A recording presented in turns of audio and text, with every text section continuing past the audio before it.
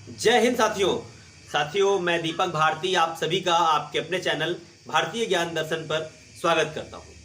आज मंगलवार है और मंगलवार की क्लास होती है आपके संविधान की क्लास। पिछले सप्ताह अगर बात की जाए तो चैनल पर कुछ अव्यवस्थाएं रहीं जिसका असर कल भी देखने को मिला। पिछले सप्ताह पूरी सप्ताह मैथ की क्लास आपको नहीं मिली। मैथ की क्विज के बाद क्लासेस नहीं ले पाए सर, क्योंकि सर अपने घर चले गए थे। उनके घर कुछ प्रॉब्लम्स आ गई थी, इसलिए वो अपने घर चले गए थे। इसके कारण अपनी जो कक्षा है वो बाधित रही। सर अब आपके आ गए हैं और वो प्रॉपर क्लासेस आपके लेंगे। और कल की जो क्लास आपकी जो हिस्ट्री क्लास छूट गई है वो इस सप्ताह के अंत तक मैं आपको अपलोड कर दूंगा, आप उसे देख लीजिएगा।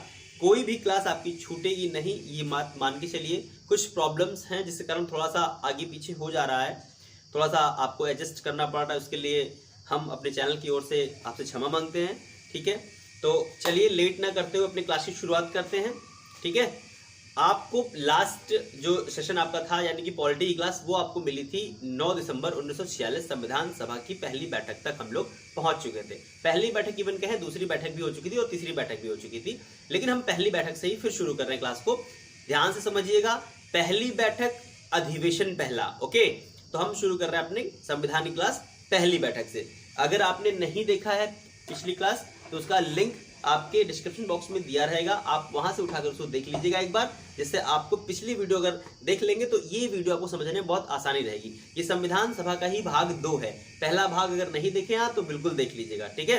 चलो अब होता क्या है समझना। यहाँ पे एक है बैठक, यहाँ पे एक आप बना लो, पहले बैठक बना लो, ठीक है। ये बैठक बना लो और एक लिख लो यहाँ पे अधिवेशन। अधिवेशन, ठीक है। देखो ध्यान समझना दोनों चीजों को। बहुत से स्टूडेंट हमारे ये गलतियां करते हैं, अधिवेशन और बैठक एक समझ लेते हैं, लेकिन ऐसा नहीं करना हमको। क्योंकि देखो अगर आरओ एआरओ या बड़ी परीक्षाओं की तैयारी आप कर रहे हो तो आपको थोड़ा सा चीजों को लेके चलना पड़ेगा और अपना यानी कि अपने आप को थोड़ा सा जो है अलग दिखना पड़ेगा तैयारी में, ठीक है। क्योंकि वनडे की तैयारी और जो सिविल की तैयारी है या उसमें हम कहें बी ग्रेड की जो तैयारी है, उसमें वनडे की तैयारी और बी ग्रेड की तैयारी में बहुत अंतर है। थोड़ा सा आपको डिफरेंट दिखना है, डिफरेंट थोड़ा जीएस होता है, लेकिन थोड़ा सा बेस है बस, और कुछ नहीं है। अब समझना, यहाँ पे अगर हम बात करते हैं कि आपकी संविधान सभा की, तो यहाँ देखिएगा बैठक आपकी पहले हुई 9 दिसंबर 1946 को। ये पहली बैठक है, ठीक है। समझना यहाँ पे पहली बैठक है ये।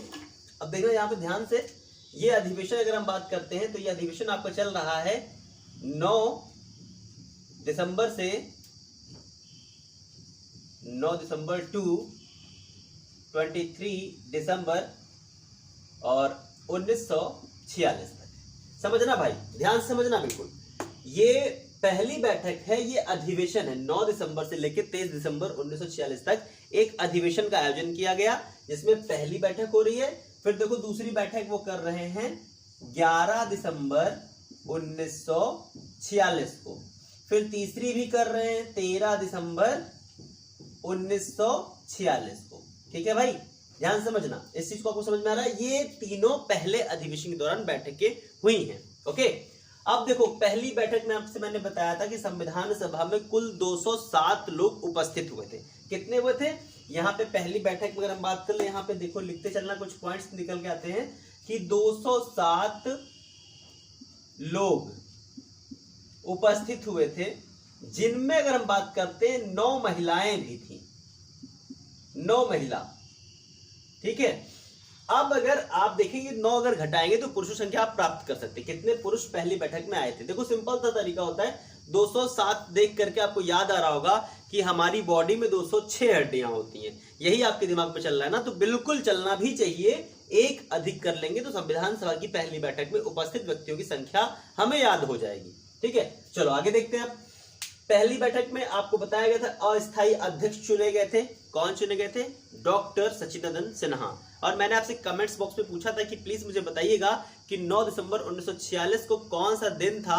तो शिखा अवस्थी जी ने निकाला है, यहाँ पे शिवानी जी ने भी उत्तर दिया है। अगर हम बात करें तो 9 दिसंबर 1946, प्रभास का भी उत्तर सही है, शिवाकांत का उत्तर भी सही है, तो बिल्कुल सोमवार निकल कर आया है, आपका उत्तर बिल्कुल सही था। ओके, तो यानी कि पहली बैठक सोमवार के दिन की गई थी, यानी कि ना सप्ताह के पहले दिन की शुरुआत हुई और उसको धार्मिक तरह से देखें तो भोले बाबा के दिन से शुरुआत इन लोगों ने की थी। ओके, चलो आगे चलते हैं। दूसरी बैठक में संविधान सभा के स्थायी अध्यक्ष चुने गए थे। आपको पता है डॉक्टर राजेंद्र प्रसाद चुने गए थे और उपाध्यक्ष 2 लोग चुने गए थे। पहले उपाध्यक्ष अगर हम बात करते हैं HC मुखर्जी और दूसरे उपाध्यक्ष VT कृष्णमाचारी चुने गए थे। ओके, फिर बात करते हैं तीसरे अधिवेशन पे, तीसरी बैठक पर चलते हैं। तो तीसरी बैठक में यहीं पे क्या है, यहीं पे संविधान की प्रस्तावना कह लें, उद्देशिका कह लें, ठीक है, प्रेम्बल कह लें, इसे पेश किया गया। ठीक है, इसको पेश किया गया। किसने पेश किया? पंडित जवाहरलाल नेहरू जी ने इसे पेश किया था। संविधान की प्रस्तावना यानी उद्देशिका प्रेम्बल को किसने पेश किया? पंडित नेहरू ने पेश किया।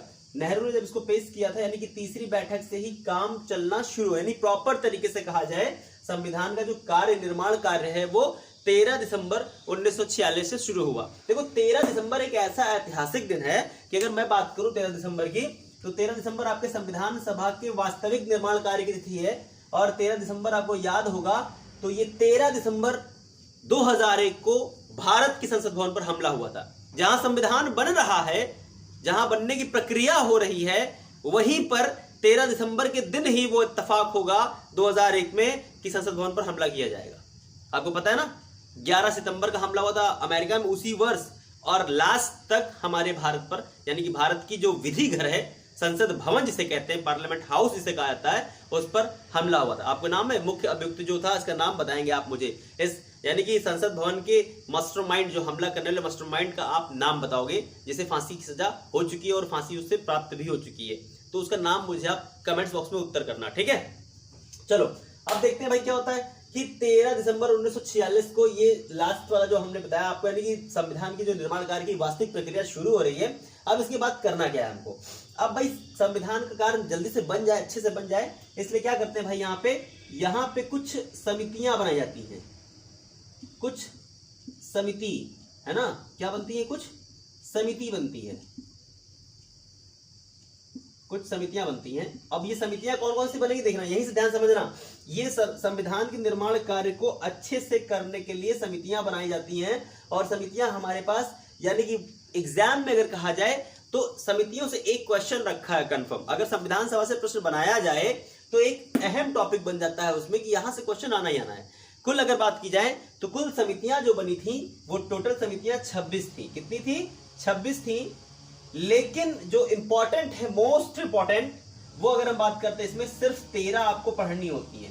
13 याद कर लीजिए, आपको किसी भी पेपर से आपको छुटकारा मिल जाएगा कि हाँ यार अब बाहर का क्वेश्चन नहीं आएगा। ठीक है, देखना ध्यान से भाई, 26 समितियां हैं, 13 आपको याद करनी है, इससे अधिक आपको नहीं याद करनी। ठीक है, चलो अब आगे देखते हैं। तो यहाँ पे देखना, ध्यान समझना कि अब समितियों की अगर हम चर्चा करने जा रहे हैं तो समितियों को, यानी कि जो निर्माण कार्य किए गए समितियां, तो हम यहाँ पे अब इसको थोड़ा सा रब कर लें और समितियां आप कर लें कि समितियां हमें कौन कौन सी पढ़नी है। और समितियों में आप लोग कंफ्यूजन भी है ना, तो ट्रिक के माध्यम से पढ़ेंगे, बिल्कुल ट्रिक बिंदास वाली, आप भूल नहीं पाओगे। ठीक है, अभी देखना, अभी अधिवेशन तो आप देखते रहना, अधिवेशन सारे आपको बताएंगे अभी हम। चलिए अब यहां पे देखते हैं क्या है, आपकी जो हेडिंग है वो है समितियां।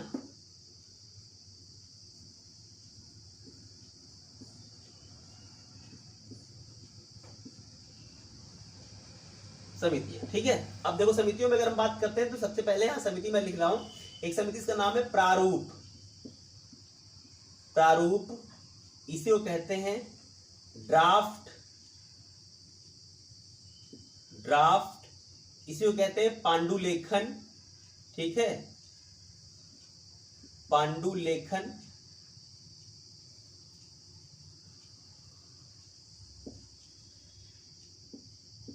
पांडुलेखन, इसी का नाम है, एक और नाम है इसका मसौद। मसौद, ठीक है। अब इसके अध्यक्ष कहें अगर हम, तो इसके अध्यक्ष हैं डॉक्टर अंबेडकर। डॉक्टर अंबेडकर, देखो ध्यान से, डॉक्टर अंबेडकर। अब इसको याद करना कितना आसान है, देखना, प्रारूप, ड्राफ्ट, पांडुलेखन, मसौद, ठीक है, इसको जो बहुत आसान तरीके, ये नाम तो प्रारूप आपको पता है पक्का है, ड्राफ्ट इंग्लिश वाले बच्चों को एक ही होता है, ये सिनोनिम्स सबके हैं हिंदी में। पांडुलेखन बहुत कम लोगों को पता है, पांडुलेखन जो है बड़ी परीक्षाओं का है, और मसौद भी बड़ी परीक्षाओं के प्रश्न में बन जाता है। तो अब देखना यहाँ समझना, यहाँ से करना क्या है कि अगर हम इसकी बात करते हैं तो इसको याद करना, यानी संविधान का जो प्रारूप है वो किसने बनाया, तो डॉक्टर भीमराव अंबेडकर ने बनाया। अगर आप हिंदी मीडियम के स्टूडेंट हैं और प्लीज अगर पेपर मेंस का दे रहे हैं या मेंस लिख रहे हैं तो कोशिश यही करिएगा कि इंग्लिश में नाम अगर लिख रहे हैं, जैसे मैं अगर लिखना चाहता तो डॉक्टर DR बनाकर अंबेडकर लिख देता मैं अगर, तो वो नंबर गलत माना जाता। ठीक है, इसमें आपको सिर्फ हिंदी, तो हिंदी पूरी लिखनी है। एक शिकायत होती है ना कि इंग्लिश मीडियम का स्टूडेंट नंबर अधिक पाता है, हिंदी मीडियम का बच्चा नंबर कम पाता है, ये आपकी भ्रांतियां हैं। हिंदी मीडियम का बच्चा नंबर पा सकता है, लेकिन उसे आपके पूरे जो अंक, बिंदी, मात्रा, जितने भी कॉमा, जितने भी सांकेतिक चिन्ह हैं, उनका अगर ज्ञान उसको अच्छी तरह से है तो वो नंबर पूरे पूरे ला सकता है। हम आप हिंदी लिखते हैं लेकिन हम आप हिंदी सही नहीं लिख पाते। ऑलरेडी मैं खुद बताऊं, कभी कभी मैं खुद गलतियां कर देता हूं, मात्रा पाई में अक्सर गलतियां मुझसे हो जाया करती है, मैं इस चीज खुद सुधार करता रहता हूं कभी कभी, कि बोलना मुझे कुछ ज्यादा है और लिखना मुझे कुछ है, एक साथ दो जब काम होते तो ये दिक्कतें होती है कि अपने मन में लिखना हो तो अलग बात चलती है, लेकिन जैसे दिमाग में कई बातें चल रही, मुझे बताना भी है, मुझे लिखना भी है, तो ये गलतियां हो जाती है। लेकिन इसको कंट्रोल करना है, क्योंकि मेंस में भी दिक्कतें आपके साथ आएंगी।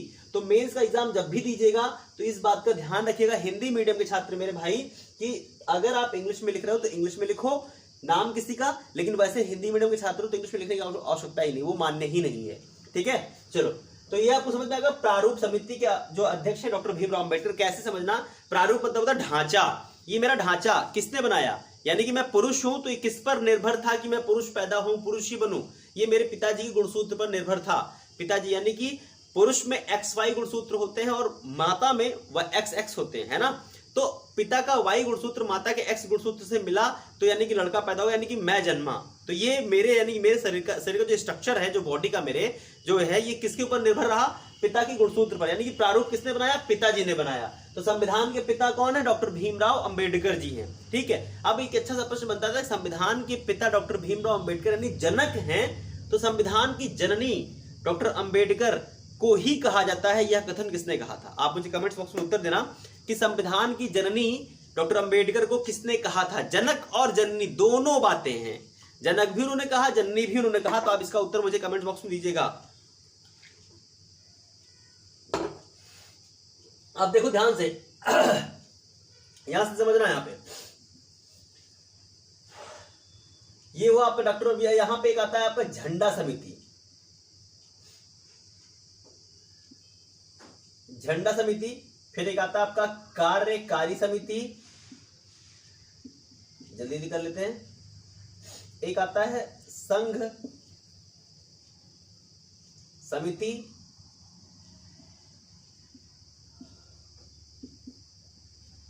एक आता है यहां पे संघ राज्य समिति,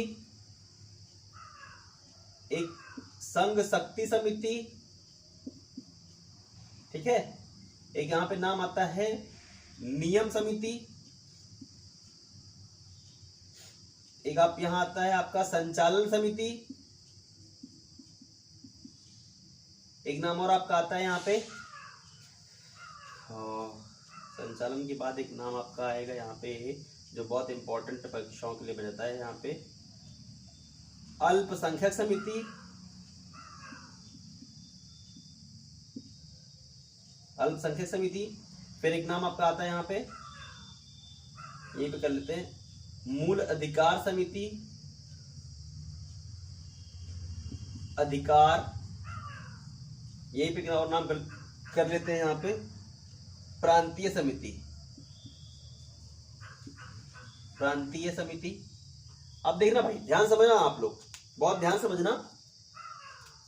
झंडा समिति के जो अध्यक्ष हैं वो नाम आता है आपका कि सर झंडा समिति में राजेंद्र प्रसाद है, राजेंद्र प्रसाद नाम आता है, फिर JB कृपलानी नाम आता है, लेकिन आपको करना क्या है, झंडा समिति के अध्यक्ष आचार्य JB कृपलानी, JB कृपलानी,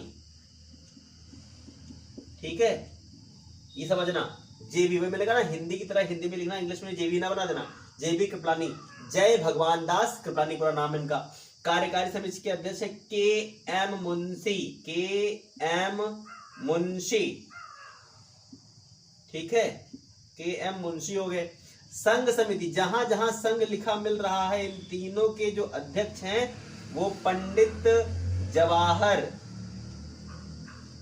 लाल नेहरू। ठीक है भाई। अब बात करते हैं नियम समिति, संचालन समिति, इन दोनों के अध्यक्ष की अगर बात करते हैं तो वो हैं डॉक्टर राजेंद्र प्रसाद जी,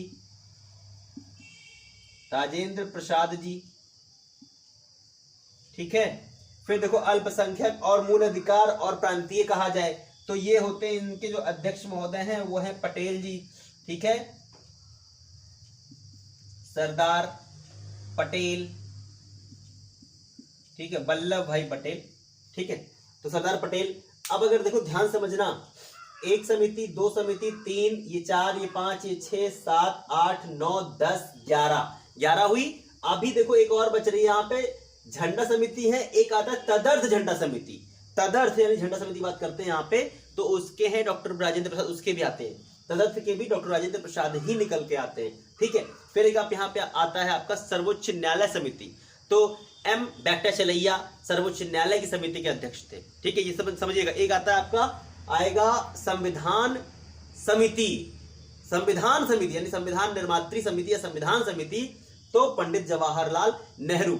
ये बनते हैं आपके कुछ हिट यानी कि इसमें तो ये जो बोर्ड पे लिखे हैं इसमें से तो एक पक्का समिति आपको मिलनी कंफर्म है। ठीक है, बाहर बार आपको जाने की जरूरत नहीं, मोस्ट इंपॉर्टेंट मैंने लिख दी, मैंने बाकी मैंने बोल भी दिए हैं। 13 मैंने आपको लगभग बोल दिया। ठीक है, 11 थे ही, 2 मैंने बोल दिया। संघ के बाद संघ बोला मैंने, देखिए कभी संघ संविधान निर्माण समिति, और उसके बाद मैंने आपसे बोला कि भैया देखिएगा सर्वोच्च न्यायालय समिति, एम वेंकटचलैया मैंने नाम लिया। तो ये कुल मिलाकर देखेंगे आप तो 13 आपके मोस्ट इंपॉर्टेंट जो मिल गए किसी परीक्षा के लिए, मोस्ट इंपॉर्टेंट है 13 ये। और देखो अगर अगर अगर वास्तविकता कही जाए तो 11 ये हैं आपके सामने लिखे हुए। ठीक है, और 11 ही जो हैं अगर देखें तो राष्ट्रीय विद्रोह के प्रमुख स्थल एवं विद्रोह करने वाले व्यक्ति, ये अगर आपने कलेक्शन बना लिया तो इधर दोनों ये इक्वल बराबर है। बड़ी परीक्षाओं में होता है कि मैचिंग करने को देता है, इधर आपको समितियां, इधर अध्यक्ष, मिलान करिए, सूची मिलान करिए। यही आपका आता है, इतिहास में आता है कि विद्रोह के स्थान और नेता मिलान करिए, है ना। तो बिल्कुल सेम टू सेम आपको कॉपी करना है, कुछ करना वरना नहीं है भैया, बस थोड़ा सा ब्रेन का इस्तेमाल करना है। ठीक है, ये भगवान ने हमको दिया तो इसको वैसे ही वापस नहीं करना ना, कि इसको कुछ ना कुछ तो इस्तेमाल करना, वरना कहेंगे इस नालायक ने कुछ यूज ही नहीं किया, इसको मैंने दिया यूज ही नहीं किया, तो यूज करके थोड़ा सा देना है। ठीक है, 1% ही यूज करें। तो इसको मैं रब कर रहा हूं। अब यहां से एक क्वेश्चन ज्यादा अच्छा बन जाता है कि संविधान सभा में सबसे छोटी समिति कौन थी और सबसे बड़ी समिति कौन थी। तो सबसे छोटी समिति जो मैंने छोड़ रखा है, इसको मैंने इरेज नहीं किया, ये यही है प्रारूप समिति। अब प्रारूप समिति में समझिएगा कुल कितने मेंबर थे, कभी पूछ लेता है। तो प्रारूप समिति में कुल 7 सदस्य थे। ठीक है, सदस्य 7 सदस्य थे, यानी कि 7 लोग इसमें थे। अब कौन कौन थे देखिए, सबसे पहले तो अध्यक्ष महोदय का नाम लिख लें। ठीक है, डॉक्टर अंबेडकर का नाम लिखा ही लिखा है। दूसरा नाम देखें यहां पे कर लेते हैं, तो यहां पे है, यहां पे एक नाम है कृष्णा स्वामी, कृष्ण स्वामी अय्यर। ठीक है, अय्यर। अब इसके बाद फिर एक नाम आता है आपका कि इसके बाद बताएं कि देखो एक अय्यर है, एक अयंगर है, एक अय्यर है और एक अयंगर है। अब देखना ध्यान से यहां पे, तो अगला नाम है गोपाला स्वामी, गोपाला स्वामी अयंगर। यहां पे देखना ध्यान से, यहां ये अयंगर है, ये अय्यर है। ठीक है, ये अय्यर आधा यार रहेगा, अय्यर, ये अयंगर। अब देखना ध्यान से, गोपाला स्वामी अयंगर, ये अय्यर, यही 2 नाम में कंफ्यूजन रहती है, कृष्णा स्वामी अय्यर और ये अयंगर। ठीक है, अब आगे बात करते हैं, 3 नाम तो हो गए, 4 लोग के नाम बचे हुए हैं।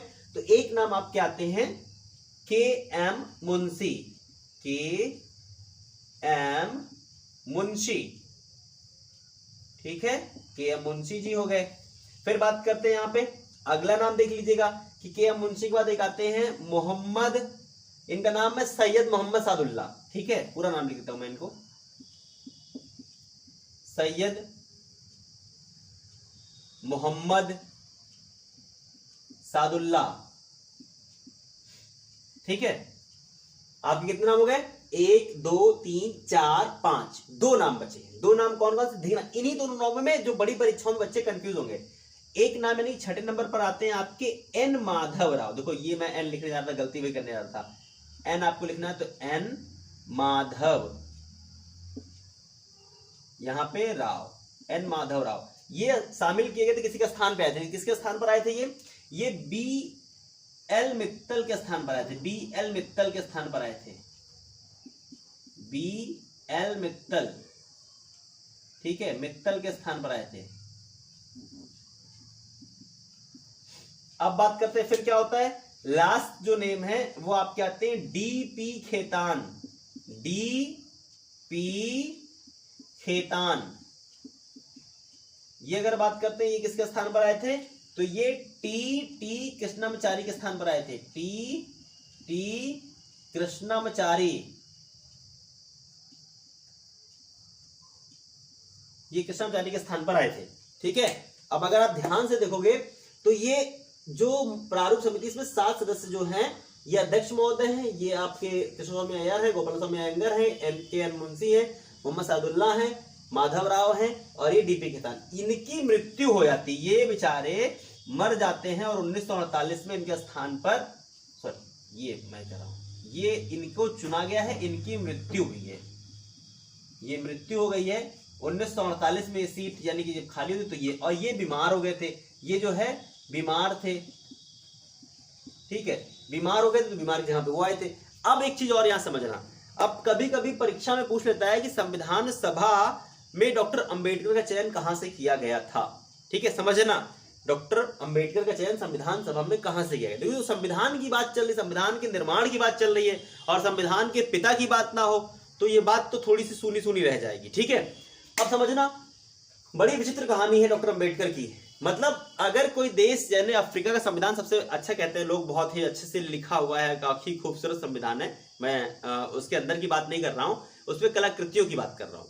बहुत तारीफें होती हैं अफ्रीका के संविधान की कि बहुत सुंदर लिखावट है, बहुत ज्यादा सजाया गया है, संवारा गया है।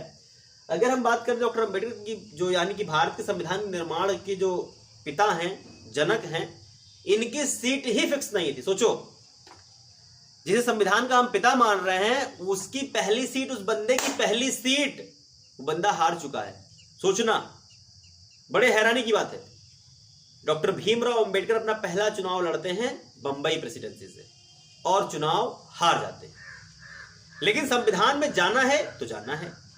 फिर मुस्लिम लीग इनकी सहायता करता है और मुस्लिम लीग की सहायता से ये पश्चिमी पाकिस्तान, यानी कि बंगाल है ना, पश्चिम बंगाल के 2 विभाजन 1905 में जब हुए, पूर्वी बंगाल, पश्चिमी बंगाल जब बना था, तो बंगाल के पूर्वी बंगाल से डॉक्टर भीमराव अंबेडकर मुस्लिम लीग की सहायता से चुने जाते हैं, वो आ गए। लेकिन जब बंटवारा हुआ, यानी कि 14 अगस्त 1947 जब बंटवारा हुआ, तो वो जो क्षेत्र था, यानी पूर्वी बंगाल, अब बन चुका पूर्वी पाकिस्तान बन गया, है ना, जो करंट टाइम में बांग्लादेश के नाम से जाना जा रहा है, आप जान रहे हो उसको। तो अब वहां से अंबेडकर जी की सीट खाली हो गई, क्योंकि क्षेत्र ही नहीं रहा तो सीट का क्या मतलब। लेकिन इस दौरान, यानी 15 अगस्त की बात करें तो आपको मैंने बताया ना, पहला जो सत्र चला था, पहले सत्र में हमारी बैठक कहां से कहां तक हुई थी कि 9 दिसंबर से 23 दिसंबर तक हमारे पहले सत्र चले थे। तो उसके बाद एक सत्र और चला। इस सत्र के दौरान, दोनों सत्रों में अगर बात करें तो अंबेडकर की अहमियत को लोग जान चुके थे। इस पर संविधान सभा में एक सलाहकार समिति थी, मैंने नहीं लिखा, सॉरी, सलाहकार समिति, जिसके अध्यक्ष थे BN राव साहब। BN राव साहब की अगर हम बात करें तो विकिपीडिया पे इनके बारे में ज्यादा कुछ नहीं मिलता, सिर्फ इतना मिल जाता है कि BN राव जी भारत के पहले ऐसे व्यक्ति हैं जो कहा जाए तो यानी कि जो विश्व की सबसे बड़ी, यानी कि अदालत है, जिसे कहते हैं अंतर्राष्ट्रीय न्यायालय, मुख्यालय हेग, अंतर्राष्ट्रीय न्यायालय में चुने जाने वाले पहले भारतीय हैं। ठीक है, लेकिन आंग्ल भारतीय हैं। पहले भारतीय का जो खिताब इनके नाम है, वास्तविकता का नहीं रहा। आजादी के बाद की बात करेंगे तो इस पे हम चर्चा किसी दिन करेंगे। तो कहा जाता है ये आंग्ल भारतीय समुदाय के थे, ऐसा कुछ इनके बारे में निकल के आता है। ये संविधान में चुने नहीं गए हैं, किसी क्षेत्र का नेतृत्व नहीं कर रहे हैं, ये संविधान के सदस्य नहीं है ये, लेकिन फिर भी अपनी सेवाएं दे रहे हैं, निःशुल्क दे रहे हैं और सलाहकार हैं संविधान के। ठीक है, ये समझिएगा।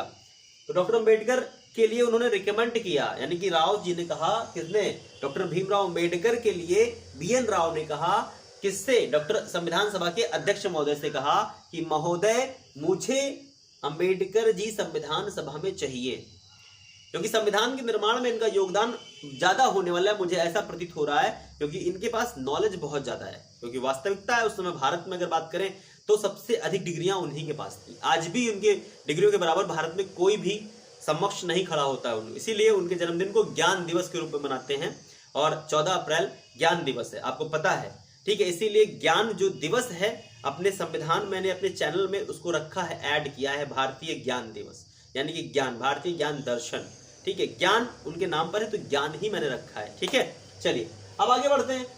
अगर हम बात करें तो डॉक्टर अंबेडकर जी का फिर चयन किया गया, फिर बंबई से ही, यानी कि बंबई में उस समय अगर बात करें तो 11 प्रांत पूरे भारत में थे जहां से 292 लोग चुन करके आए थे। उसमें से एक प्रांत था आपका बंबई, बंबई प्रेसिडेंसी से कह सकते हैं।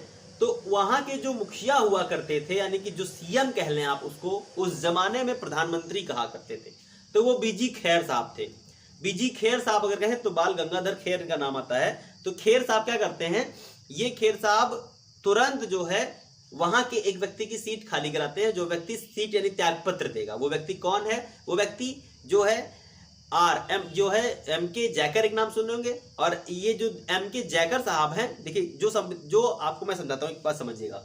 जो 1930, 31 और 32 में जो गोलमेज सम्मेलन में डॉक्टर अंबेडकर साहब तीनों लोग गए थे ना, ठीक है। कौन कौन गए थे, तेज बहादुर सप्रू, एम.के. जैकर और डॉक्टर अंबेडकर गए थे ना, तीनों लोग। मैंने इसकी चर्चा की थी आपसे जब क्विज टेस्ट हुआ, तब मैंने आपसे पूछा था इसको। तो यहां तीनों में जाने वाले व्यक्ति डॉक्टर अंबेडकर के साथ कौन कौन है, तेज बहादुर सप्रू और एम.के. जैकर, ठीक है। तो एम.के. जैकर साहब क्या करते हैं, अपनी सीट खाली कर देते हैं, अपनी सीट छोड़ देते हैं अंबेडकर के लिए, क्योंकि जानते हैं मुझसे योग्य व्यक्ति है वो, उसे स्थान मिलना चाहिए, और सीट छोड़ देते हैं। फिर अंबेडकर जी का चयन होता है और अंबेडकर जी फिर बंबई से फिर पुनः चुन करके आते हैं। समझ रहे हैं आप इस चीज को।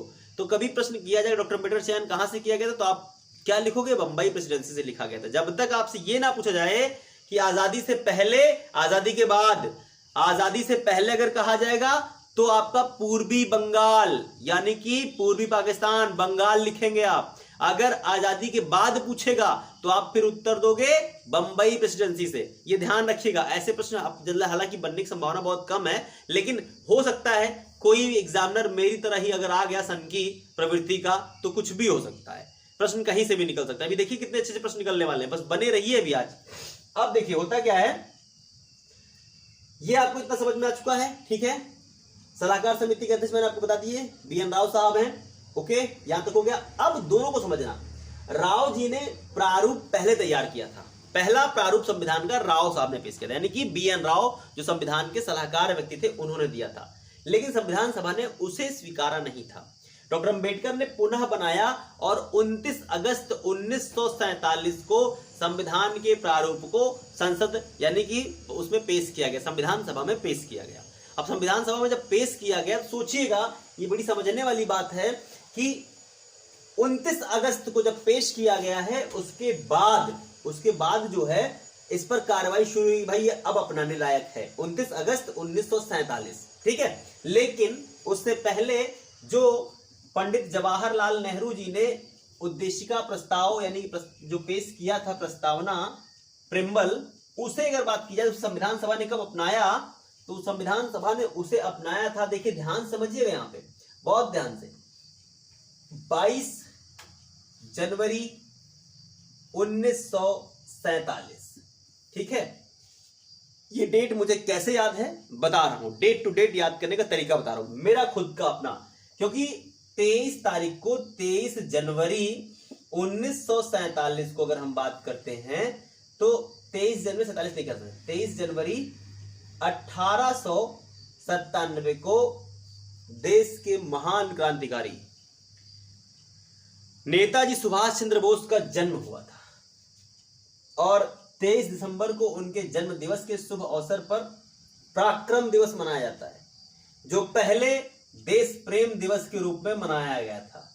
देश प्रेम दिवस, ठीक है, ध्यान से देखना साथियों, बहुत लोचा है, आप समझोगे यही एडवांस जीएस है जिसकी डिमांड आप करते हैं ना। नरेंद्र जी जो स्टूडेंट मेरे जो प्रॉपर देखते हैं आप वीडियो जी, आपको मैं समझाता हूं नरेंद्र जी कि आप जो बात कर रहे थे कि सर स्टैटिक जीएस के बजाय एडवांस जीएस जो डायनामिक जीएस है उसको शुरू किया जाए, तो डायनामिक जीएस यही है दोस्त लेकिन डायनेमिक जीएस पर जानते हैं, डायनेमिक जीएस कोई नहीं पढ़ा रहा है, यूट्यूब पर भी नहीं पढ़ा रहा, ऑफलाइन भी कोई नहीं पढ़ा रहा है। जो पढ़ा रहा है उसको लोग पागल समझ रहे हैं, और पेपर डायनेमिक जीएस से ही आना है।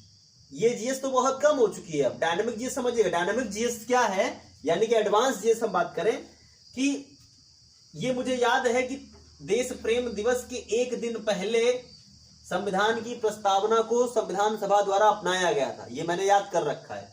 देश प्रेम दिवस था, कब तक था, ये 2015 में घोषित हुआ और 2021 में इसको बना दिया गया पराक्रम दिवस। ठीक है,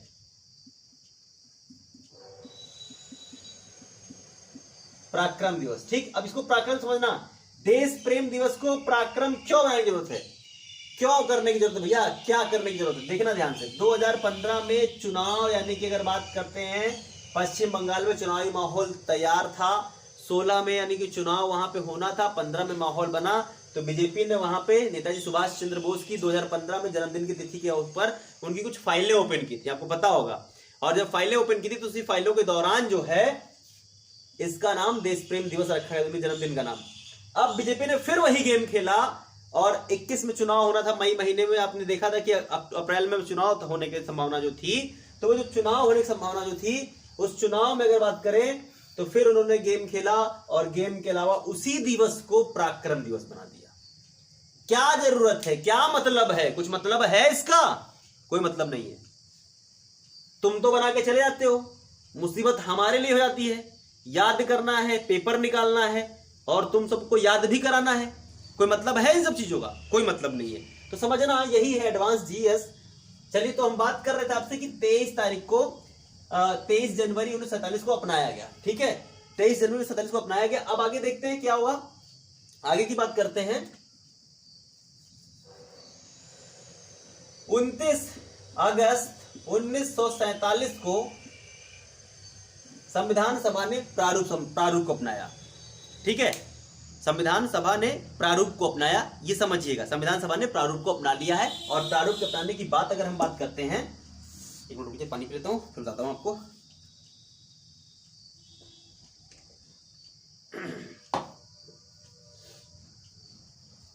अब देखना यहां से, इसको अपनाने की, ये भी अपनाने की तिथि बहुत अच्छा तिथि, डेट कैसे याद है इसको समझना। 29 अगस्त को अगर बात करें तो खेल दिवस मनाया जाता है। 2012 से खेल दिवस मनाया जा रहा है मेजर ध्यानचंद्र की याद में। मेजर ध्यानचंद्र की बात करें, इलाहाबाद, उत्तर प्रदेश के इलाहाबाद में जन्मे थे मेजर ध्यानचंद्र, तो उनके जन्मदिन से मनाया जा रहा है ये 29 अगस्त, यानी कि बात करें खेल दिवस। और खेल दिवस के दिन ही हमने पेश किया था क्या, अपने संविधान के प्रारूप को, यानी कह सकते हैं खेल खेल में संविधान हमने बना लिया। ठीक है, ट्रिक बहुत आसान है। ट्रिक अगर आप बात करते, बहुत आसान ट्रिक है, आप बस पढ़ना नहीं चाहते हो, देखना नहीं चाहते हो। मैंने आपको संविधान की समितियां पढ़ाई मैंने, तो उसमें मैंने आपको बताया नहीं कि ये लास्ट मैंने रखा था कि लास्ट में बताऊंगा। मैंने एक बार रिवीजन रिकैप आपको देता मैं कि भाई पूरी क्लास का आप 10 मिनट में रिकैप कर लो, तो मैं बताता, लेकिन आप समझ लो, अभी समझ लो। देखो, झंडा समिति के अध्यक्ष जेबी कृपलानी थे, झा से झंडा, जा से जेबी कृपलानी। ठीक है, जहां संघ है वहां पे नेहरू जी थे। पा जहां शब्द है पटेल। ठीक है, अगर जहां बात करें पटेल प्रांतीय, तो भाई वो है जो है सरदार वल्लभ भाई पटेल। फिर कह रहे हैं अल्पसंख्यक, कौन व्यक्ति चाहता था कि भारत में मुसलमान रहें? गांधी जी चाहते थे और पटेल जी चाहते थे। ठीक है, इसलिए पटेल जी अल्पसंख्यक समिति के अध्यक्ष हैं। फिर पटेल जी की बात करते हैं, एक और नाम अगर कहें उनकी, तो पटेल जी का एक और नाम निकल के आता है, किस समिति के अध्यक्ष थे? वो बनाए गए थे मूल अधिकार समिति के, क्योंकि 1931 में जब मूल अधिकार पेश किया गया था कांग्रेस के अधिवेशन में, तो अध्यक्ष वही थे, इसलिए उनको रखा गया था। अब देखो, फिर एक बात करते हैं, जहां जहां संघ था वहां नेहरू थे, मैंने आपको बताया था। ठीक है, अब कार्यकारी तो के एम मुंशी, कार्यकारी के एम मुंशी, का से कार्यकारी, का से के एम मुंशी। ठीक है, चलो अब आगे देखते हैं। तो यहां तक तो आपको तरीका मैं बता रहा हूं कैसे याद करना, ये तरीके हैं आपके। यानी कि 29 अगस्त 2012 में खेल दिवस मनाया जा रहा है, लेकिन 1947 में क्या हुआ था, पेश किया गया था, प्रारूप पेश किया गया था। अब चलो एक बार जरा गौर कर लेते हैं आपके कुछ बातों पर। कुछ बातें क्या है कि संविधान जब सभा बनी तो संविधान सभा ने अपना एक मोहर बनाया, अपनी एक स्टैम्प बनाई। तो ये प्रश्न बनता है, हालांकि ये सब प्रश्न देखिए, ये प्रश्न वो प्रश्न है जब किसी को नीचा दिखाता है, जो नया नया स्टूडेंट होता है, जब वो पढ़ना सीख लेता है तो कहता है चलो अच्छा ये बताओ, तुमसे एक प्रश्न पूछ रहा, बताओ संविधान सभा की जो मोहर थी उस पर कौन जानवर बना था, बताओ कौन जानवर बना था? तो भैया कहां पूछेगा, कौन सी परीक्षा में पूछेगा? लेकिन कुछ बातें हैं जो आप जान लीजिए। संविधान सभा की मुहर पर हाथी को अंकित किया गया था, ये बात जानिए, लेकिन ये आपके सिर्फ ज्ञान के लिए है, एग्जाम के लिए नहीं है, ठीक है, समझिएगा। पढ़ाने के लिए अलग नॉलेज, पढ़ने के लिए अलग नॉलेज और पेपर देने के लिए अलग नॉलेज, ये 3 नॉलेज की जरूरत पड़ती है, ठीक है। चलो आगे चलते हैं। अब देखना, यहाँ पे मैं एक बात कर रहा था कि संविधान की जो अधिवेशन थे, तो अधिवेशन देखना ध्यान से। यहाँ पे एक अधिवेशन 9 से, मैंने आपसे बताया था 992 ऐसे लिख के चलता हूं मैं ताकि आपको ध्यान रहे, 23 दिसंबर 1946 को ये पहला अधिवेशन है, यानी कि 9 से लेकर के 23 तारीख तक चलेगा। यानी कि दिसंबर की अगर बात करते हैं, 31 दिन का दिसंबर का महीना है, 9 से शुरू हुआ है, 8 दिन कम कर लीजिएगा, इतने दिन जो है अधिवेशन हुआ है पहले, यानी कि संविधान को अधिवेशन किया गया। फिर बात करते हैं दूसरा, देखिए यहाँ पे 20 से 25 जनवरी, ये आपका कब शुरू था, 20 से 25 जनवरी की बात करते हैं तो 1947 ये आपका दूसरा अधिवेशन है, ठीक है, दूसरा अधिवेशन। अब देखना, ध्यान समझना, जनवरी में हम पहुंच चुके हैं। आपसे मैंने कहा था ना, बंटवारे के समय डॉक्टर अंबेडकर की अहमियत लोगों को मालूम चल चुकी है, क्योंकि 2 अधिवेशन का सामना डॉक्टर अंबेडकर कर चुके हैं, ठीक है। अब देखो तीसरा जो अधिवेशन है वो 28 अप्रैल, ठीक है, 28 अप्रैल से 25 मई, 2 मई तक होगा, ये 2 मई तक होगा, और ये रहेगा 1947। देखो अभी विभाजन नहीं हुआ है भारत का, पहला अधिवेशन, दूसरा अधिवेशन, तीसरा अधिवेशन, अभी भारत का विभाजन नहीं हुआ है, और संविधान सभा के 3 अधिवेशन हो चुके हैं। अब चलते हैं भाई चौथे अधिवेशन की ओर बात करते हैं, तो 14 से इसको बात करते हैं, सूट 2 कर लेते हैं, 14 से 31 जुलाई तक बात करते हैं 1947, ये हमारा चौथा अधिवेशन रहा। अब देखो जुलाई यानी 18 जुलाई को पता है कि भारत के विभाजन को स्वीकार किया गया था, 18 जुलाई 1947 को स्वीकार किया गया था। तो अब भारत की आजादी यानी कि तय कर दी गई। सबसे जल्दी इंग्लैंड की संसद में जो बिल पास हुआ है, अब तक का रिकॉर्ड है इंग्लैंड का कि सबसे जल्दी जो बिल पास हुआ है वो भारत की आजादी का बिल है। Bharat independent act, India independent act है। भारत स्वतंत्रता अधिनियम जो है इंग्लैंड की संसद में जो पेश किया गया था, ये सबसे जल्दी पास होने वाला अब तक का बिल है इंग्लैंड की संसद में, समझ रहे हैं आप। तो अब यानी कि भारत आजाद होना है, लेकिन भारत की आजादी से पहले 4 अधिवेशन हमारे हो चुके हैं, ठीक है, 4 अधिवेशन हमारे हो चुके हैं। अब 5वां अधिवेशन होना है, तो देखो इसको अलग कर लेते हैं। 5वां अधिवेशन जो आपका है 27 जनवरी 1948 को, ये होगा आपका 5वां अधिवेशन, ठीक है। अब देखा जाए, अगर आपसे कहा जाएगा आजादी के बाद संविधान सभा का पहला अधिवेशन कब हुआ था, तो आजादी के बाद संविधान सभा का पहला अधिवेशन या पहली बैठक 27 जनवरी 1948 को हुई थी, ठीक है, ये समझिएगा। लेकिन आजादी के बाद संविधान सभा का पुनर्गठन भी किया जाएगा, विभाजन हो जाएगा, लोग इधर उधर जाना शुरू कर देंगे। कहते हैं 31 दिसंबर 1947 को फिर से गठित किया गया था इसको। बहुत चीजें जो फिर से, बहुत लोग चले गए, जब पाकिस्तान बनेगा तो मुस्लिम लीग से बहुत से लोग चले जाएंगे। अगर बहुत डीप में प्रश्न निकालना चाहेंगे आप, तो मैंने आपको प्रारूप समिति मैंने पढ़ाई, मैंने बताया, उसमें मैंने आपसे ये नहीं बताया कि एकमात्र मुस्लिम व्यक्ति कौन थे, उसमें मोहम्मद सादुल्लाह लिखा हुआ नाम था। एकमात्र जो अगर कहा जाए उसमें भाई कांग्रेसी सभी हैं, एकमात्र कांग्रेसी कौन है, पूर्ण रूप से कांग्रेसी के.एम. मुंशी हैं, ठीक है। ऐसे बहुत से प्रश्न निकल के आ रहे हैं, जिनको प्रश्नों को मैं सिर्फ छोड़ते चल रहा हूं कि भाई इन सब प्रश्नों को आप देखते चलिएगा साथ साथ, ठीक है। सारे प्रश्नों पर हम चर्चा करेंगे, बारी बारी सारे प्रश्नों पर चर्चा करेंगे, ठीक है। ऐसे कैसी चीजें हुई हैं संविधान सभा में। अगर हम बात करें, एक प्रश्न अच्छा सा बनता है, जो 15 महिलाएं हैं उनमें अगर बात करें सबसे अधिक महिलाएं किस राज्य से यानी किस प्रांत से चुनी गई थी, तो वो है उत्तर प्रदेश। यूनाइटेड प्रोविंस से महिलाएं चुनी गई थी, 5 महिलाएं। देखो जो पहला अधिवेशन है उस वहां तक 10 महिलाएं चुनी गई थी, उसके बाद 5 महिलाओं को चुनाव और किया गया था, ठीक है। दुर्गाबाई देशमुख हैं, ठीक है, यहाँ पे जो है अगर हैं जो सरोजिनी नायडू हैं आपकी, राजकुमारी अमृता कौर हैं आपकी, विजयलक्ष्मी पंडित हैं आपकी, ठीक है। ये सब नाम निकल करके आपके आते हैं कि ये सब महिलाएं हैं जो आपके संविधान सभा में क्षेत्र का, एक डिसीजन का एक नेतृत्व करेंगी। एकमात्र मुस्लिम महिला अगर बात करते हैं तो एजाज रसूल बेगम है। संविधान सभा में एकमात्र मुस्लिम महिला एजाज रसूल बेगम है। ठीक है, संविधान सभा में ऐसे बहुत से व्यक्ति हैं जिन्होंने क्या काम किया है, संविधान पर हस्ताक्षर ही नहीं किया है। सदस्य तो थे वो, कहा जाता है 299 सदस्य थे आजादी के समय। संविधान सभा की अंतिम बैठक के समय इतने लोग थे, लेकिन अंतिम बैठक में 284 लोग आए थे, वही लोग साइन किए थे। अगर 299 लोग थे तो 284 लोग साइन क्यों किए? क्योंकि कुछ लोगों ने संविधान को मानने से मना कर दिया। उसमें से एक थे नुसरत जो है साहब थे, उन्होंने मना कर दिया। उन्होंने कहा कि मैं संविधान को मानता ही नहीं। मुस्लिम लीग पार्टी से थे, लेकिन भारत में उन्होंने माना है, उन्होंने मानने से मना कर देगा कि हम इसको मानते ही नहीं है। तो ऐसे बहुत से प्रश्न हैं दोस्तों जो आपको संविधान कितना भी कर लें आप, संविधान में इतनी बारीकियां हैं, संविधान सभा इतना अच्छा चैप्टर है कि इस चैप्टर पर चर्चा करते रहिए, समय बीत जाएगा लेकिन बातें खत्म नहीं होंगी। परीक्षा की दृष्टि से देखा जाए तो बातें खत्म हो जाएंगी, लेकिन जानकारी के लिए तो पूरा जीवन पड़ा है संविधान में। संविधान सभा के ही सिर्फ एक चैप्टर पर अगर कहा जाए तो चर्चाएं इतनी अच्छी कि पूछिए मत। ठीक है, चलो आगे देखते हैं। यहाँ पे अब देखो, यहाँ पे ये पहला है, इसको ध्यान रखना, आजादी के बाद संविधान सभा का पहला अधिवेशन। अब बात करते हैं, यहाँ पे आगे चलते हैं। तो आगे चलने के बाद फिर यहाँ से देखते हैं, यहाँ से करते क्या है कि 4 नवंबर 1948 से 8 नवंबर, देखना ध्यान से, बहुत आसान है, बस 2 ही दिन की बात है। एक उसकी बात है 1949 तक ये बैठक अधिवेशन रहा। ठीक है, समझना कब तक रहा ये, 4 नवंबर से अगर बात करते हैं 1948 से 8 जनवरी है, 8 जनवरी 1949 तक ये अधिवेशन होता है। अब उसके बाद से बात करते हैं अगला अधिवेशन कब होगा, तो अगला अधिवेशन आप बात करते हैं 16 मई से 16 जून तक। ठीक है, 16 मई से 16 जून, मैं इसको ऐसे कर देता हूं तो आपको दिक्कत हो जाएगी।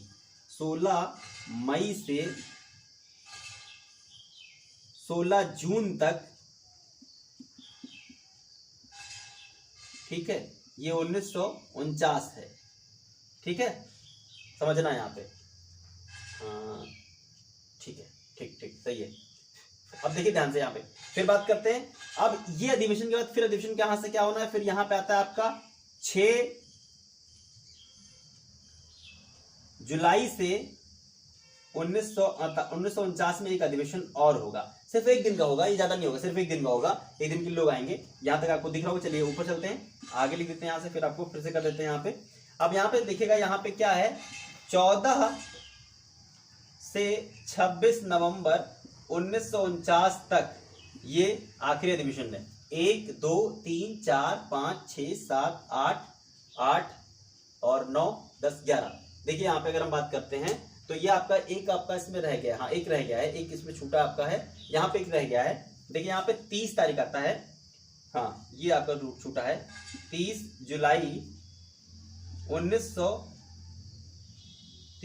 से शुरू होता है, 30 जुलाई से 18 सितंबर 1949 तक एक अधिवेशन आपका ये छूट गया था। ये अधिवेशन आपके थे। तो कुल मिलाकर अगर देखेंगे तो 11 अधिवेशन आपके निकल के सामने आते हैं, जिसमें अगर आप बात करें, देखिए ध्यान समझिएगा, एक चीज में प्रश्न, इसका पढ़ाने का सिर्फ एक मतलब है, किसी परीक्षा में आएगा नहीं, सिर्फ इसमें से एक इंपॉर्टेंट ये है और एक इंपॉर्टेंट आपका बनता है, समझिएगा यहाँ पे, कि गांधी जी को श्रद्धांजलि किस अधिवेशन के दौरान दी गई थी। तो गांधी जी को श्रद्धांजलि, देखिए गांधी जी के यानी गांधी जी की मृत्यु होती है 30 जनवरी 1948 को। गांधी जी मार दिए जाते हैं नाथूराम गोडसे के द्वारा। तो नाथूराम गोडसे के द्वारा उनकी हत्या की गई है, लेकिन अगर कहें तो 4 अधिवेशन आजादी से पहले हैं, उसके बाद सारे अधिवेशन हैं। तो 5वां अधिवेशन छोड़ दीजिए आप, 6वें अधिवेशन में गांधी जी को श्रद्धांजलि दी गई थी। 2 मिनट के लिए उनके मौन रखा गया था, संविधान सभा में शोक रखा गया था। तो गांधी जी को श्रद्धांजलि किस अधिवेशन दी गई थी? 6ठे अधिवेशन में गांधी जी को श्रद्धांजलि दी गई थी। इस प्रश्न को बिल्कुल बखूबी कॉपी पे लेके बैठ जाया करिए और सारे प्रश्नों को लिखते चला करिए। ये प्रश्न आपके ऐसे हैं, ये अगर बात करें जैसे पबैट लेकर के आप अगर कर रहे हैं, सिविल या जो कर रहे हैं, तो जब आप मेंस में पहुंचते हो, मेंस की जब विषय में पहुंचते हो कि आज चलो भाई इंटरव्यू है, मेंस है, तो इंटरव्यू में इन सब प्रश्नों को पूछा जाता है आपसे कि भाई आपका अगर विषय है तो आपसे प्रश्न पूछ लेते। कभी कभी आपके रुझान पर प्रश्न पूछ लेते हैं कि भाई इंटरेस्ट आपको बहुत ज्यादा है तो आप बताइए इसका क्या मतलब है। तो ये तब की बातें हैं। इतनी बात समझ में आ गई? चलो आगे चलते हैं। अब होता क्या है, संविधान की अधिवेशन देखे आप, संविधान सभा की बैठकें देखे आप, अब कुल बैठक कितनी होती है? 165 बैठकें संविधान सभा की होती है। ठीक है, कुल कितनी बैठकें हैं? 165 बैठकें हैं, इसको ध्यान लिखिएगा। 165 बैठक, ठीक है, संविधान सभा की, और 114 दिनों तक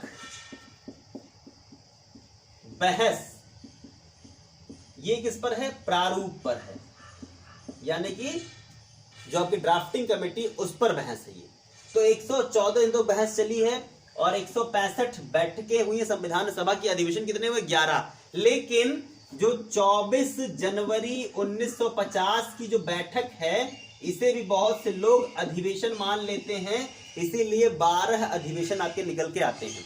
और मानना भी चाहिए इसको, ऐसा नहीं है क्योंकि भाई बैठक का आयोजन हुआ है तो ये अधिवेशन का हिस्सा ही है, तो इसको यानी इसी पर कहा जाए 12 अधिवेशन है। लेकिन कहीं कहीं जो विवाद होता है सिविल का और वनडे एग्जाम का, तो यही विवाद होता है कि भाई उसको बैठक क्यों मानी जाए। अधिवेशन वो अधिवेशन है, बैठक नहीं है, तो इसलिए अधिवेशन अगर कहा जाए तो 12 है, बैठकें 165 है। इसको लेके चलिएगा, छोड़िएगा नहीं। ठीक है, अब देखो होता क्या है। अब संविधान अगर हम बात करते हैं, संविधान हमारा बनकर तैयार कैसे हुआ? संविधान हमारा बनकर तैयार अगर बात करें तो हो गया हमारा 26 नवंबर 1949 को हमारा संविधान बनकर तैयार हो गया। ठीक है, लेकिन संविधान तो तैयार हो गया, लेकिन संविधान को प्रूफ रीड भी तो किया जाएगा, यानी कि कहा जाए उसका वाचन भी तो किया जाएगा। तो संविधान के वाचन की अगर हम बात करते हैं तो 4 नवंबर 1948 से 9 नवंबर 1948 तक, 4 नवंबर 1948 से 9 नवंबर 1948 तक ये पहला वाचन था। यानी कि संविधान को पढ़कर सुनाया गया कि त्रुटियां कहीं संविधान में ना रह जाएं। जैसे आपकी जब एसटी बनती है, क्लास टेस्ट बनता है, तो उसको प्रूफ रीड किया था। जैसे आपका क्या हुआ, आपके जब कुछ क्वेश्चंस बन रहे थे क्विज वाले, उसमें कुछ गलतियां थी, उसको प्रूफ रीड नहीं किया गया, इसलिए वो गलतियां थी सामने आई, टेक्निकल टीम की वो गड़बड़ी सामने आई। ठीक है,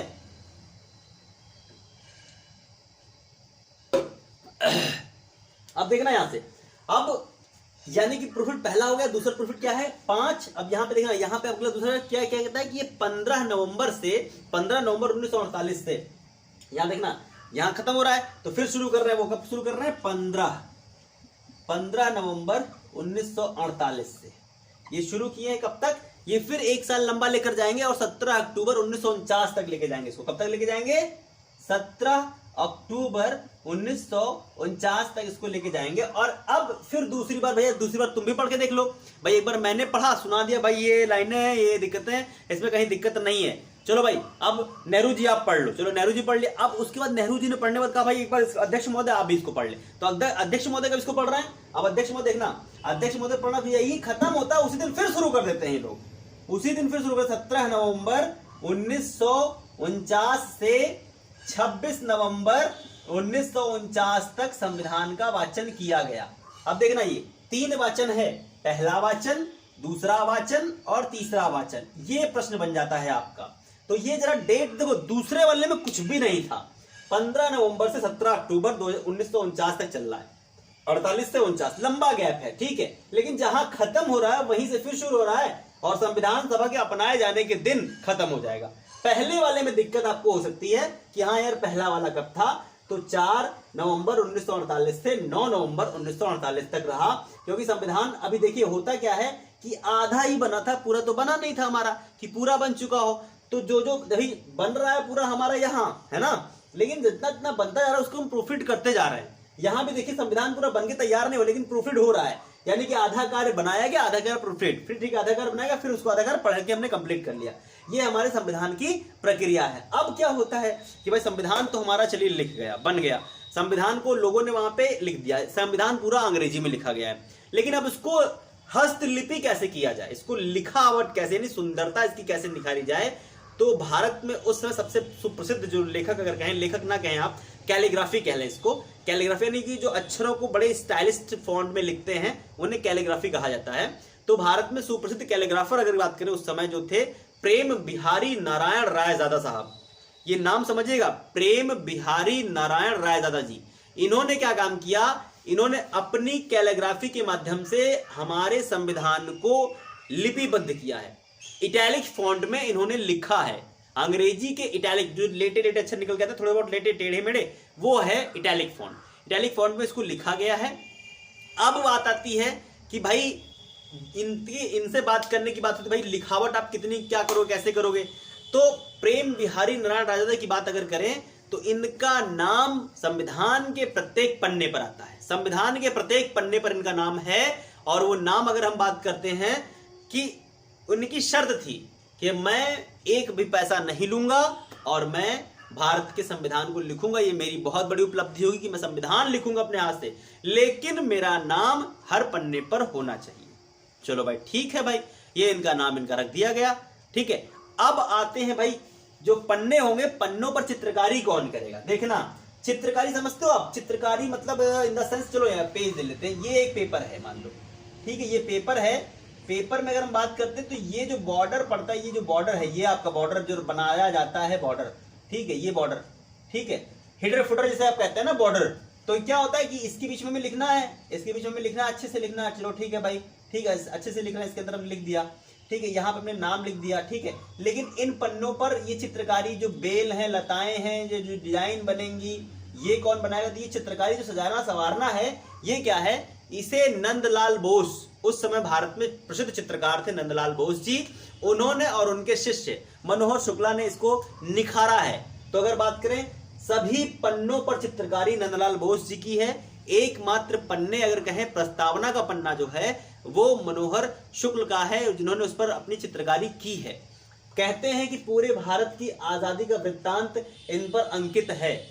राष्ट्रीय पक्षी, राष्ट्रीय पशु सभी इनको अंकित किया गया है। जो भी दैविक चीजें हैं, जितनी भी चीजें हैं, धर्म, सब इसमें जोड़े गए हैं। तो ये हमारे संविधान के निर्माण के लिए दो प्रश्न ज्यादा अच्छे थे। संविधान को लिपिबद्ध किसने किया है, प्रेम बिहारी नारायण राजदा ने किया है।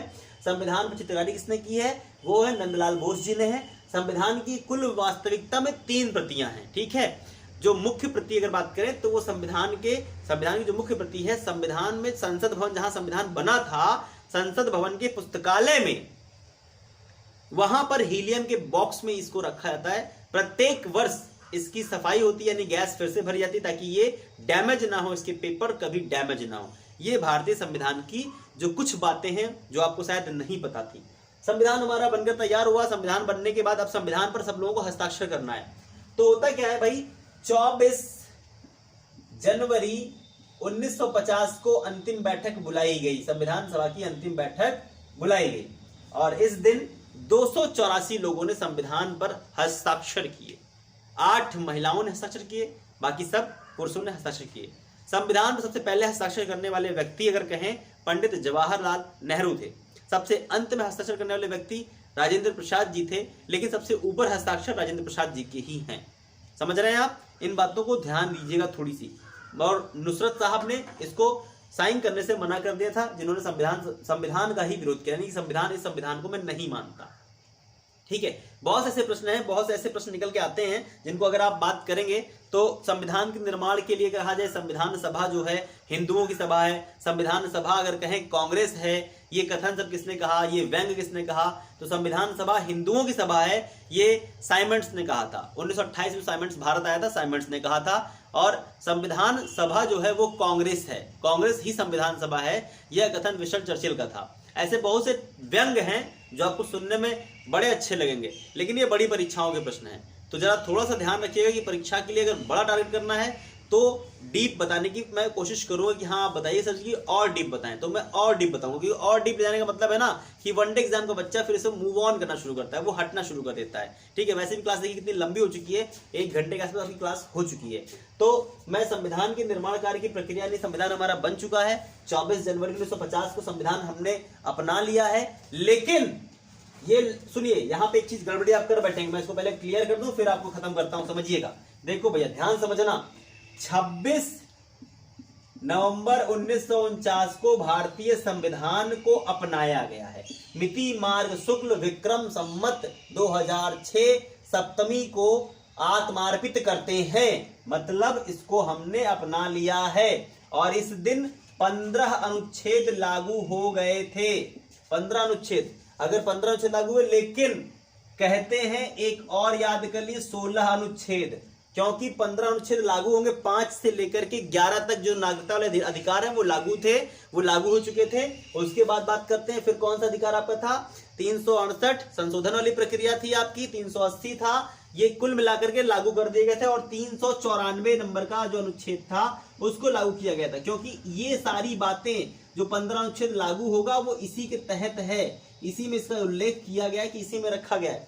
तो हमने पूर्ण रूप संविधान जो अपनाया है वो है आपका क्या, वो है 26 जनवरी 1950 को अपनाया है।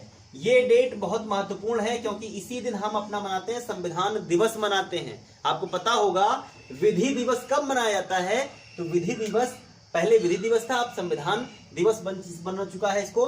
तो 26 नवंबर 1949 को हम अगर बात करें तो इस ऐतिहासिक दिन को विधि दिवस के रूप में मनाते हैं।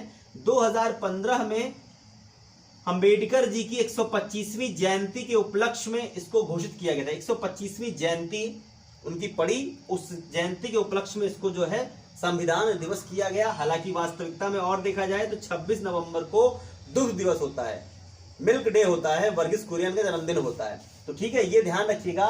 पूर्ण रूप संविधान हमने कब अपनाया है, पूर्ण रूप संविधान हमने अपनाया है 26 जनवरी 1950 को, क्योंकि ये डेट वो डेट है 26 जनवरी 1930 को हमने पहली बार तिरंगा फहराया था लाहौर के, यानी कि रावी नदी के तट पर तिरंगा पहली बार फहराया गया था। तो इसीलिए वो ऐतिहासिक क्षण दिन था, इसलिए जो है ये दिन ऐतिहासिक है, इसीलिए यहाँ 26 जनवरी को हमने संविधान अपनाया है। अब यहाँ पे कुछ प्रश्न और निकल के आते हैं कि 24 जनवरी 1950 को संविधान सभा की अंतिम बैठक हुई थी, तो इसी दिन राष्ट्रपति का निर्वाचन भी किया गया था। भारत के पहले राष्ट्रपति निर्वाचित हुए थे डॉक्टर राजेंद्र प्रसाद। निर्वाचित होने का मतलब यहां समझिएगा कि निर्वाचन कहां से होगा, जब संसद नहीं बनी है। आम चुनाव की यानी कि कहें कि जो है निर्वाचन आयोग नहीं बना, संसद कहां से चुनाव करा लेगी, संसद भी नहीं है। लेकिन मेरे भैया ये जान लो, संविधान सभा के 2 रूप थे। जब वो सुबह बैठती थी तो संविधान सभा के नाम से बैठती थी, दोपहर में या सायंकाल जब बैठती थी वो तो संसद भवन के नाम से बैठती थी, जिसकी अध्यक्षता जीवी मावलंकर साहब करते थे। और मावलंकर साहब को ही संसद यानी लोकसभा का जनक कहा जाता है। लोकसभा के जनक किसे कहा जाता है, तो जीवी मावलंकर साहब को कहा जाता है, गणेश वासुदेव मावलंकर को कहा जाता है। अब समझिएगा, यहाँ पे थोड़ी सी बातें और जान लीजिए। 24 जनवरी को जब संविधान सभा की अंतिम बैठक थी तो राष्ट्रपति का निर्वाचन किया गया। राष्ट्रपति के लिए एक ही नाम सामने आता है, डॉक्टर राजेंद्र प्रसाद। लेकिन जब 1952 में चुनाव होगा तो केटी शाह सामने खड़े होंगे डॉक्टर राजेंद्र प्रसाद के, उनको हराकर राजेंद्र प्रसाद जी फिर जो है राष्ट्रपति बनेंगे। केटी शाह को हराने के बाद राजेंद्र प्रसाद पहली बार 1952 में इलेक्शन लड़ करके राष्ट्रपति बनेंगे। समझ में आया, प्रधानमंत्री ने राष्ट्रपति, सॉरी। अब देखिए बात यहाँ पे होती है, 24 जनवरी 1950 को जब अंतिम बैठक हुई थी, राष्ट्रपति भी चुन लिए गए, राष्ट्रपति का चुनाव हो गया, तो उसी दिन राष्ट्रीय गीत और राष्ट्रीय गान को चुना गया। ठीक है, और 26 जनवरी जब 1950 को संविधान पूर्ण रूप से लागू किया गया तो इसी दिन जो है राष्ट्रीय चिन्ह, राष्ट्रीय वाक्य, ठीक है, चिन्ह और वाक्य भी अपनाया गया था।